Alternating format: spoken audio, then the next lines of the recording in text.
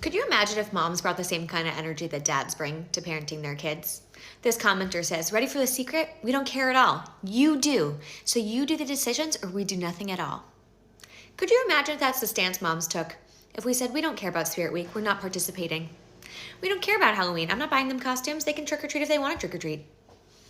We don't care if they participate in Christmas morning. They might get presents, they might not. Stockings? Who cares? Oh, they like soccer? That's cool.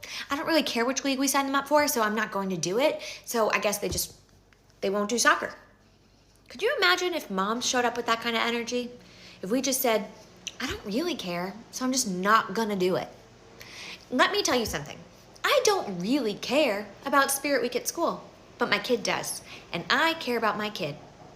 That's the thing about being a parent. You become a parent and it is your job to parent them and care for them and love them. And part of caring for them is caring about their happiness. And if I can do something to make my child happy, I'm gonna damn well do that.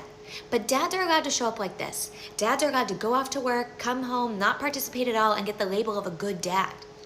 But if a mom took this energy, did this same kind of thing and said, if I don't care about it, I'm not doing it, she would be labeled a bad mom. She'd be lazy.